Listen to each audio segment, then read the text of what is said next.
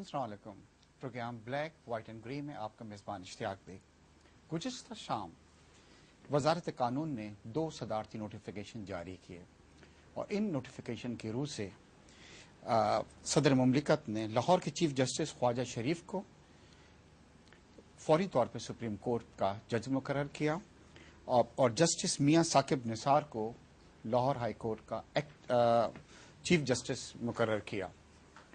ابھی ان نوٹیفیکیشن کی سیاہی جو تھی وہ ڈرائی بھی نہیں ہوئی تھی کہ سپریم کورٹ نے ایک 3 ممبرز کی ججز کی جوری بٹھائی اور اس جوری نے ان نوٹیفیکیشن کو معطل کر دیا اور ان 2 ججز سے یہ کہا کہ آپ کنٹینیو رکھیں اپنا کام جو ہے, یعنی کہ ایک چیف جسٹس تھے اس وقت ہائی کورٹ کے اور دوسرے, اور یہ بھی خبریں آئی ہیں کہ ان ججز نے بھی منع کر دیا تھا کہ ہم کوئی حلف نہیں اٹھائیں گے جو صدارتی نوٹیفیکیشن تھا اس کے بارے میں.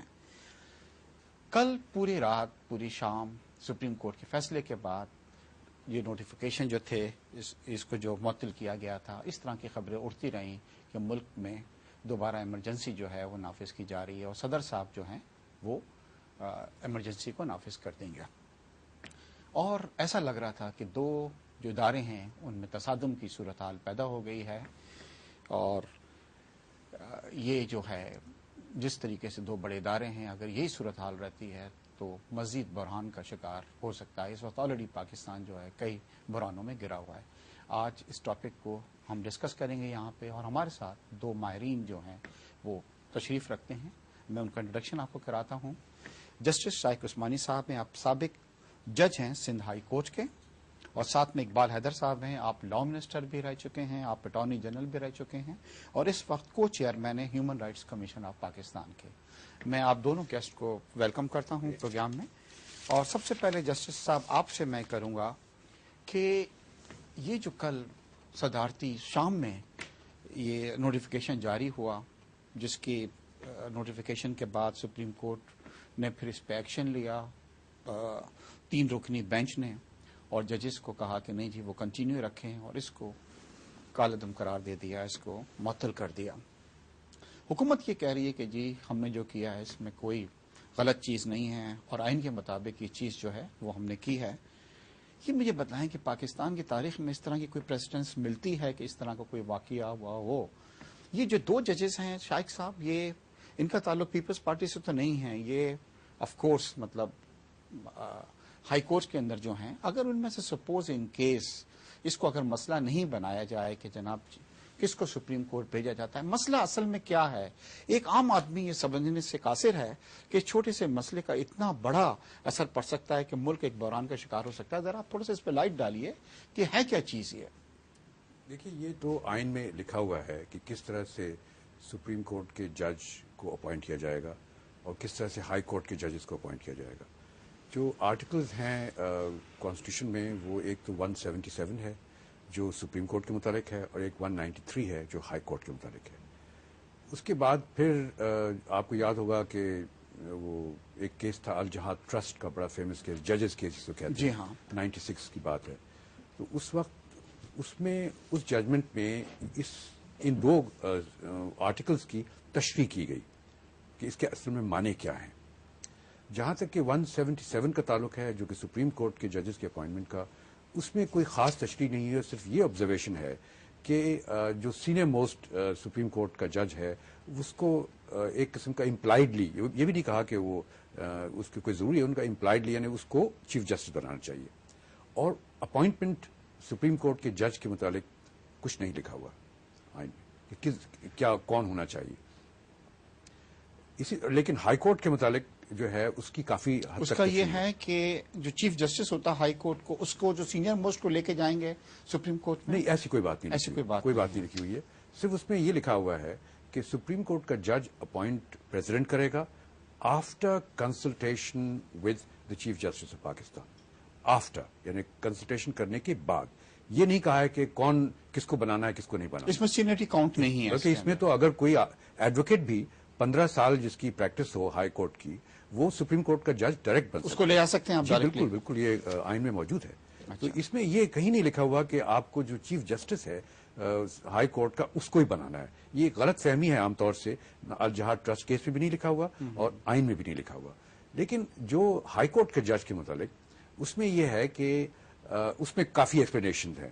اس میں یہ دکھایا گیا ہے کہ ایک تو کنسلٹیشن گورنر بھی انوالو ہوتا ہے اس کے اندر, گورنر اور چیف جسٹس, اور یہ بھی لکھا ہے کہ جو کنسلٹیشن کس ٹائپ کی ہونی چاہیے, اس میں کنسلٹیشن میننگ فل ہونی چاہیے, اور اگر کسی وجہ سے وہ کسی شخص کو جج نہیں بنانا چاہتا پریزیڈنٹ, تو اس کے لیے اس کو ریزن بھی دینا پڑے گا. یہ ہائی کورٹ کے لیے. سپریم کورٹ میں ریزن دینے کی ضرورت نہیں کیونکہ وہ آلریڈی جج ہے, تو اس کی کیا ریزن دیں گے. تو یہ ایک طریقہ موجود ہے. اب جہاں تک کہ یہ انسیڈنٹ ہوا جس کی آپ ذکر کر رہے تھے, اس میں چیف جسٹس صاحب نے, چیف جسٹس پاکستان جو ہیں, انہوں نے ریکمنڈیشن اپنی بنا کے بھیج دی کہ ثاقب نثار صاحب جو کہ نمبر 2 ہیں, سینئر جج, ان کو سپریم کورٹ میں لے جائیں گے, اور چیف جسٹس جو تھے وہاں موجود وہ اپنی جگہ پہ برقرار رہیں گے. یہ انہوں نے فیصلہ کیا, اور یہ یقیناً ان سے پوچھ کے کیا ہوگا, بغیر پوچھے تو کیا نہیں ہوگا. جب ان کی ریکمنڈیشن چلی گئی تو اب یہ اگر کسی وجہ سے پریزیڈنٹ صاحب اسے ڈس ایگری کرتے تھے تو ان کو چاہیے تھا کہ وہ چیف جسٹس سے کنسلٹ کرتے, خود نہیں کرتے تو پرائم منسٹر کے تھرو کنسلٹ کرتے. کنسلٹ کرنا ان کی لازم تھا, ریزن دیتے اور کنسلٹ کرتے کہ بھئی یہ نظر میرے ویو میں یہ ہے, تو آپ کیا کہتے ہیں اس کے متعلق. اگر اس کے بعد وہ چیف جسٹس کو پرسویٹ کر سکتے تھے تو ٹھیک تھا, ہو جاتا, لیکن انہوں نے کوئی ایسی بات نہیں کی. انہوں نے صرف سمری گئی اور سمری انہوں نے واپس کر دی. کیا 2 نام تھے اس سمری کے اندر؟ جی, انہوں نے سمری میں یہ کہا تھا کہ میاں ثاقب نثار صاحب کو وہ سپریم کورٹ میں لے جائیں گے, اور جو خواجہ شریف صاحب ہے وہ اپنی جگہ موجود رہیں گے, ان کو ہٹانے کی کوئی بات نہیں تھی. اب اس کے بعد ہم نے یہ اخباروں میں بھی پڑھا, اور دوسری باتیں بھی اب سب چیزیں سامنے آ گئی ہیں کہ وہ یقیناً زرداری صاحب کو کسی وجہ سے وہ پسند نہیں تھا. یہ پتہ نہیں کیوں پسند نہیں تھا, حالانکہ ان سے کیا تعلق اس چیز کا کہ کون چیف جسٹس یا سپریم کورٹ میں کون جا رہا ہے. جبکہ وہ جج تھے, یہ نہیں تھے کہ وہ جج نہیں تھے. اگر کوئی ایک ایڈوکیٹ کو بناتے تو یقیناً ان کو آبجیکشن ہو سکتی تھی. تو اب اس کو اگر ان کو پسند نہیں تھا تو انہوں نے یہ جو نوٹیفیکیشن ایک دم سے اچانک ایشو کر دی, اور وہ بھی شام کے وقت اچانک ایشو کر دی, یہ اس سے کچھ سمجھ میں نہیں آیا.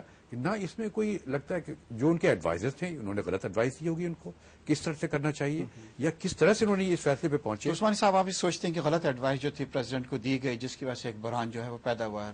اقبال صاحب, آپ کی طرف آتے ہیں. آپ پیپلز پارٹی کے پچھلے دور کے اندر لا منسٹر بھی رہے, آپ سابق اٹارنی جنرل بھی رہے. آپ کچھ اس طرح کی خبریں آ رہی ہیں کہ حکومت کی کوشش تھی کہ ججوں کو لڑا کے ان میں اختلافات جو ہیں وہ پیدا کیے جائیں, مگر آف کورس کل آپ نے دیکھا اور سنا ہے کہ ان ججز نے بھی ریفیوز کر دیا تھا, دونوں نے, مطلب جسٹس خواجہ شریف نے اور ثاقب نثار نے, کہ نہیں جی ہم حلف نہیں اٹھائیں گے. اور اس سے پہلے بھی کچھ اس طرح کی خبریں تھی کہ حکومت کے کچھ لوگ آ کے ملے تھے اور انہوں نے اختلاف پیدا کرنے کی کوشش کی تھی, مگر اس میں کامیاب نہیں ہو سکے. کیا حکومت کو نہیں معلوم تھا کہ یہ چیز ورک آؤٹ نہیں ہوگی, اور ایسا ایڈونچر کرنے کا مقصد کیا تھا؟ نہیں, یہ ایک انتہائی سوچے سمجھے منصوبے اور کے تحت یہ نوٹیفیکیشن ہفتے کی شام کو اس وقت جاری کیا گیا جب چیف جسٹس بھی اسلام آباد میں موجود نہیں تھے. ماشاءاللہ ہمارے صدر محترم کے ارد گرد پڑھے لکھے لوگوں کی کمی نہیں ہے, اور انہوں نے آئین کے مطالعے کے بعد یہ حکمت عملی بنائی کہ یہ ہم نوٹیفیکیشن چیف جسٹس کی مشورے کے خلاف جاری کرتے ہیں دونوں, اور ان کو حلف دینے کے لیے کل یعنی کہ آج کے دن بلا لیں گے. سپریم کورٹ اس وقت خالی تھا, ججز زیادہ تر بشمول چیف جسٹس کے جا چکے تھے, اور اگر ایک جنرل پرویز مشرف نے 17ویں آئینی ترمیم میں ایک آرٹیکل ایڈ کر دیا تھا کہ اگر کوئی بھی جج